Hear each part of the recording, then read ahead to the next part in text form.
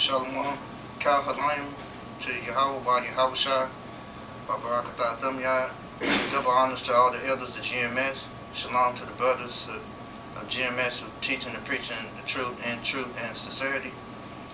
And today I'm bringing out a lesson about Gentile servants, because a lot of issues going on is a lot of people still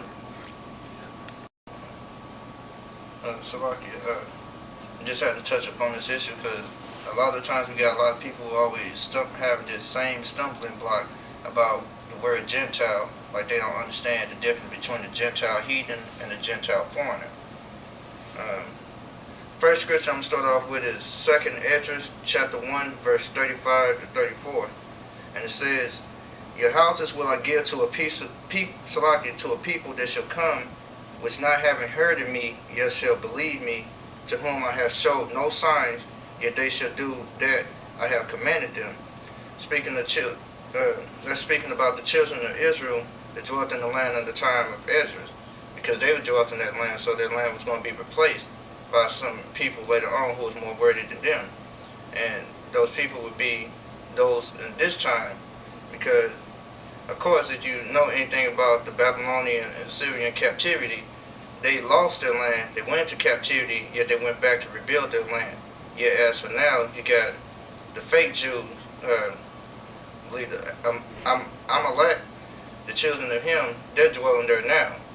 And this is speaking of our time period, because during this time period, there's the last recordings of anybody ever even seeing Yahweh Shai is during the time periods of the apostles. None of us have seen the apostles, the apostles or Yahweh Shai. So therefore, there'll be this time period. Because a lot of people, they always look for a sign, and just like Yahweh Shai said, there will be no sign given to this wicked generation. And also, another thing, the children of Israel back then, they was about the commandments, yet they didn't also have faith. A lot of them, because that's why they were disobedient. Some of them, they probably just kept the commandment just in case, yet they didn't do as the prophet say, or when the prophet spoke, they listened, but they still just didn't do it, which is pretty much disobedient to instruction. And continuing on to verse 36, it said, "They have seen no prophet, yet they should call their sins to remembrance and acknowledge them. And the first fruits of Yahweh shall be the same," according to 1 John chapter 3 verse 7. It says, "Little children, let no man deceive you. He that doeth righteousness is righteous, even as he is righteous. He that committeth sin is of the devil, for the devil sinned from the beginning. For this purpose the Son of Yahweh was manifested, that he might destroy the works of the devil. Whosoever is born of Yahweh doth not commit sin, for his seed remaineth in him, and he cannot sin, because he is born of Yahweh. And this the children of Yahweh are manifest, and the children of the devil. Whosoever doeth not righteousness is not of Yahweh, neither he that loveth not his brother," which is separation of that. Let you know about who the first fruits and who is just Israel, just because they're just born in it, or in other words, the 2/3. The 2/3, they're not going to submit. They're always going to have a problem. And moving on to verse 37, it says, "I take to witness the grace of the people to come, whose little ones rejoice in gladness, and though they have not seen me with bodily eyes, yet in spirit they believe the thing that I say." Just like referred to earlier. Just like the scripture said, "He that believeth upon me according to the scriptures." Because a lot of people, just like I said, they have to see signs. Like some people, they go to church. The only reason why they go to church because some pastor claim that they got healing, or they got some false prophet that can foresee their future. So they always looking for something extra instead of just according to what the scriptures say, and being patient and waiting till everything is fulfilled, which is already taking place, but they still want it according to their imagination. And that's what they have to get rid of, because your imagination is nothing but mythology. Just like believing that heaven is just some little cloudy place where people play harps, or hell is some burning, fiery place where you get tormented and burned forever and ever. That's mythology. You got to get rid of that imagination, then you can understand the scriptures. Until then, you just polluted. You just all fucked up. And continue to verse 8, it says, And now, brother, behold what glory, and see the people that coming from the east. And I mean, it's quite simple. If you look on the map, the world map, the way it's set up, how North America, Europe, and Asia, if you go eastward on that map, you'll still get to the New World, or what they call America, North or South America. If you travel eastward. If you travel westward, you'll still be heading over to Africa. So it's saying eastward, which is referring to the 10 tribes that I believe they didn't travel that way eastward like that, the route, but pretty much they came to the new lands over here in America. So, reading on, it said, Unto whom I will give for leaders Abraham, Isaac, and Jacob, Hosea, Amos, and Micaiah, Joel, Abdias, and Jonas, Nahum, and Habakkuk, Sophonias, and Aegeus, Zachary, and Malachi, which is called also an angel of the Lord, which is naming a few of the prophets. A few of the prophets at those times that was prophesying during the time period of Ezra. And in case you want to understand where I'm going with this, is the gospel has been the same from the beginning, even with Adam and Eve. It was still just one chosen branch. And ain't nothing changed about that. So 1 Corinthians chapter 14 verse 32, it says, And the spirits of the prophets are subject to the prophet. So therefore, if the prophets prophesied the same thing they spoke through Isaiah, Jeremiah, and so on and so forth, they spoke that same word then, they're going to speak that same word now. They spoke that same word then, they're going to speak that same word when Yahweh shall come up on the scene. They ain't going to change a damn thing. I mean, all this if you keep the 10 Commandments only, then you'll be prosperous. That bullshit, that's not the gospel. Talking about, yeah, female pastor, well, she got the word in her. No, that bullshit is not the gospel. Y'all need to get rid of that bullshit and stick to what the gospel been from the beginning. And I don't give a damn if it hurts your feelings. I mean, it's always been for Israel. That's it. It's only been one branch chosen from the beginning. And then if anybody get mixed up with the confusion in the faces, yeah, you can have a watered down looking ass cracker, but if his seed goes back to Israel, then only he'll be saved. Yeah, other than that, no. Just stop that imagination. It's not going to happen. The gospel will not change. And if for you to try to change it, you are a fucking devil. And that's all to it. And you got a bitch to try to convince me that shit. Talking about, goddamn, I believe Gentiles to be saved. No, not another Gentile can be goddamn saved. A Gentile foreigner, somebody who's an Israelite and don't know they're Israelite, call themselves, shit, a Mexican, a Puerto Rican.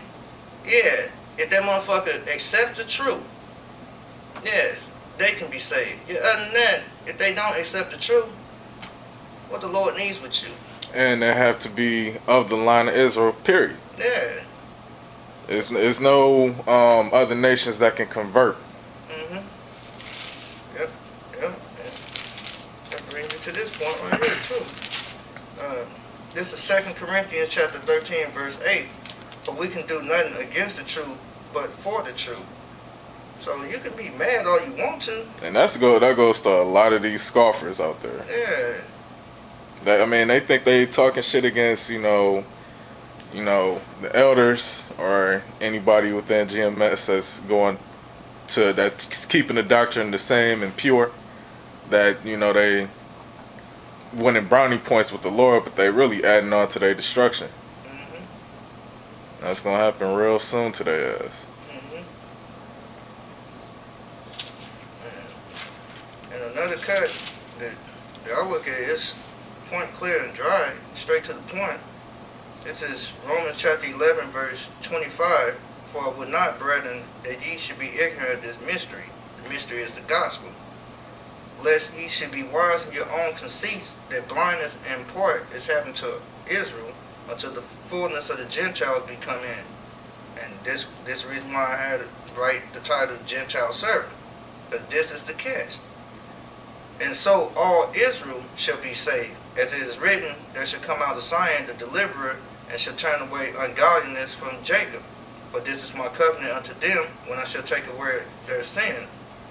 As concerning the gospel, they are enemies for your sakes, but as touching the election, they are beloved for the Father's sake. Which is still pointing back to, as we were saying earlier, only Israel should be saved. So when they talk about the Gentiles, it's talking about the foreigners, those Israelites who don't know that they're Israelite. That's it. The rest of y'all, we don't give a fuck about you. That's that one mind, one body, one spirit. We don't care about you. I mean, as long as y'all been in rulership. As a matter of fact, the Lord don't care about you. Yeah. As long as y'all been in rulership, look how fucked up things are. I got the water system polluted and fucked up to the point. Here in Grand Rapids, you're drinking birth contraceptives if you're drinking from tap water. You're not. It's not just fluoridated. It's birth contraceptives and that shit. That's how fucked up y'all done did everything just to try to destroy us, thinking that y'all can get rid of us. You can't. By the way, I got a precept for you. This is 1 Corinthians 12:2. Actually, I'll start at 1. Now concerning spiritual gifts, brethren, I would not have you ignorant.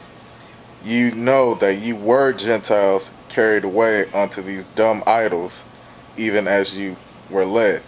So pretty much the word Gentile means foreigners. But pretty much, you can't go from, being an actual heathen to an Israelite. So therefore, it's saying that you were once lost, you were once into idol practices, worshiping, these Greek deities and shit like that. But now they've been restored to their heritage.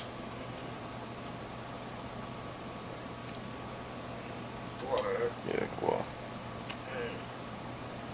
And moving on,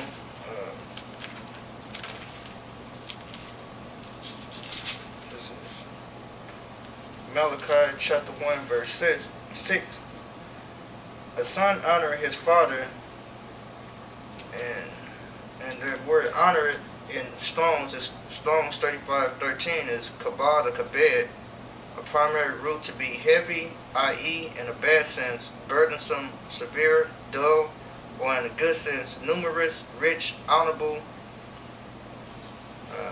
Calls to make weighty in the same two senses: honor, glorified, honorable, heavy, hardened, glorious, sore, made heavy, chargeable, great, many, heavier, promote, miscellaneous, abounding with, more grievously afflict, boast, be dim, be grievous, laid, more, be laid, nobles, prevail, be rich, stop. Kabod refers to honor. One occurrence of kabed is Deuteronomy 5 and 16. Honor thy father and thy mother as the Lord Yahweh had commanded thee. And a definition of honor is honesty, fairness, and integrity in one's belief and actions, a source of credit or distinction, high respect as for worth, merit, or rank, such respect manifests. Pretty much the point that I wanted to bring out there is, just like the scripture said, a son honor his father, or you could say glorify or boast his father, and a servant his master. And the Strong's word for servant is 5650, is ibed, from 5697. A servant, manservant, bondman, bondage, bondservant. On all sides, ibed means servant. Number 1, ibed first appears in Genesis 9 and 25, and he said, "Cursed be Canaan, a servant shall he be unto his brethren." A servant may be bought with money, referring to Exodus 12 and 44 or higher in 1 Kings 5 and 6. The often repeated statement of God's redemption of Israel is, "I bought you out of the house of bondage," Exodus 13 and 3. Number 4, ibed was used as a mark of humility